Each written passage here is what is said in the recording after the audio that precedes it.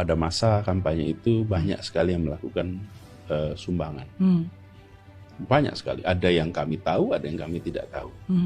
Dan ada yang memberikan dukungan langsung kepada apakah relawan, apakah tim. Nah, kemudian ada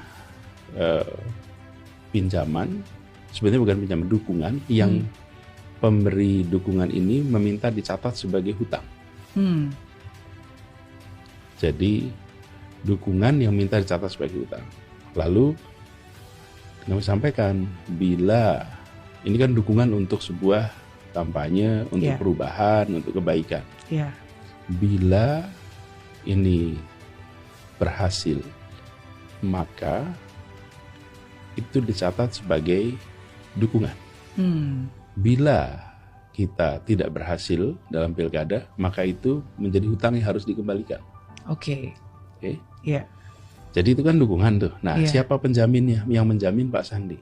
Jadi uangnya bukan dari Pak Sandi. Itu ada pihak ketiga yang mendukung. Kemudian saya menyatakan, saya ada suratnya, surat pernyataan hutang. Saya yang tanda tangan. Dan di dalam surat itu disampaikan, apabila pilkada kalah, maka saya berjanji, saya dan Pak Sandiaga Uno berjanji mengembalikan. Dan saya dan Pak Sandi, yang tanda tangan saya, apabila kami menang pilkada, maka ini dinyatakan sebagai bukan hutang dan tidak perlu, jadi selesailah. Gitu, itu bentuk dukungan ya, dan sudah selesai, betul. Anies Baswedan hutang, iya ke siapa? Ke pihak ketiga melalui Sandiaga Salahuddin Uno. Boleh jadi itu uang Sandiaga Salahuddin Uno. Sandiaga Uno, pengusaha kaya, uangnya triliunan. Apalagi sejak jadi menteri uangnya makin banyak. Kagak ada yang bisa ngebantah kalau Sandiaga Uno itu konglomerat kaya raya. Berapa utang Anies Baswedan? Semula 20 miliar, kemudian nambah jadi 30 miliar. Buat apa bertarung di Pilgub DKI 2017 putaran pertama? Perjanjiannya, utang ini harus dibayar kalau pasangan Anies Sandi kalah. Kalau menang dalam perjanjian itu dianggap lunas. Pasangan Anies Sandi di Pilgub DKI 2017 kalah atau menang? Ya menang. Kalau begitu lunas dong. Kenapa mau ditagih? Soal balik modal atau kagak, yaitu bukan urusan Anies Baswedan. Emang Anies mau didorong-dorong korupsi buat ngembaliin modal? Bisa ditangkap KPK. Formula E aja kagak ada salahnya dicari-cari, apalagi kalau ada korupsi bisa berabe. Cerita awalnya Anies Baswedan kagak mau ngutang. Ya nyumbang, ya silahkan nyumbang. Yang mau jadi donatur ya sok donasi. Tapi situasi butuh logistik yang mendesak. Anies pula didesak oleh ketua tim ses untuk tanda tangan pinjaman. Pokoknya kalau menang lunas deh, gitu kira-kira perjanjiannya. Terus menang ya lunas. Kenapa sekarang diungkit-ungkit bro? Kagak kemarin-kemarin sebelum Anies dicalon presiden kan? Panik mau ganggu Anies, mau rusak nama baik Anies atau gimana? Terus terang aja. Kalau mau buka, buka aja. Capture isi perjanjian biar terang benderang.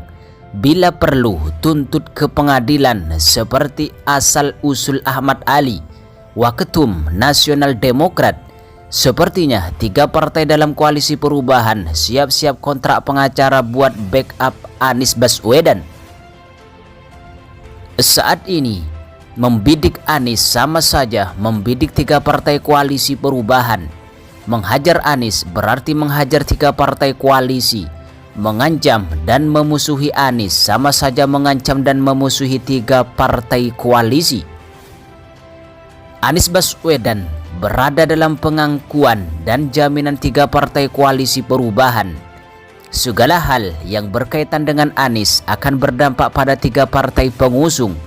Karena itu mereka siap bertarung dan ambil resiko buat backup Anies Baswedan. Ini sudah dikalkulasi.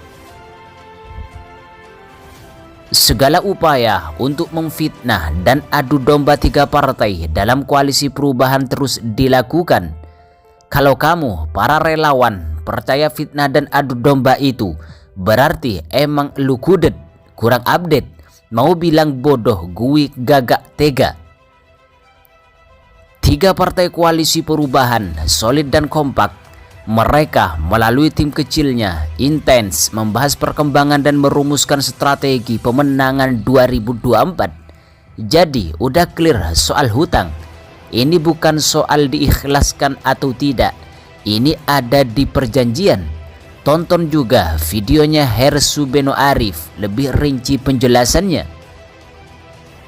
Kabar adanya surat utang Anies Baswedan ke Sandiaga Salahuddin Uno senilai rupiah 50 miliar sempat menggegerkan publik. Soal surat utang ini awalnya diungkap oleh Wakil Ketua Umum Partai Golkar, Erwin Aksa. Pernyataan Erwin dilontarkan dalam YouTube Akbar Faizal yang diunggah pada Ahad 5 Februari 2023. Kepada Akbar, Erwin mengatakan jumlah utang yang diberikan Sandi kepada Anies kurang lebih sebesar rupiah 50 miliar. Menurut dia, kala itu untuk maju putaran pertama Pilkada DKI keduanya sedang tertati-tati. Adapun utang ini diperkirakan Erwin belum lunas hingga saat ini. Ada 7 poin dalam surat itu. Pertama, surat pernyataan ini adalah tambahan dari surat pernyataan pengakuan hutang 1 yang dibuat pada 2 Januari 2017 lalu sebesar 20 miliar. Kedua, Anies Baswedan mengakui kembali meminjam uang sebesar 30 miliar dari Sandiaga Uno tanpa jaminan dan tanpa bunga pada 2 Januari 2017. Dana ini digunakan untuk keperluan kampanye Pilkada DKI 2017. Adapun dana ini akan diserahkan oleh Sandi langsung kepada tim kampanye. Ketiga, Anies mengakui bahwa total jumlah dana pinjaman 1 dan 2 adalah sebesar 50 miliar. Keempat, sebagaimana dana pinjaman 1, Anies menyatakan mengetahui bahwa dana pinjaman 2 itu berasal dari pihak ketiga. Sementara itu, Sandi meminjamin secara pribadi pengembalian dana pinjaman 2 ini kepada pihak ketiga. Kelima, Sandi mengetahui bahwa dana pinjaman 2 bukan untuk kepentingan pribadi Anies, melainkan untuk dana kampanye Pilkada DKI 2017.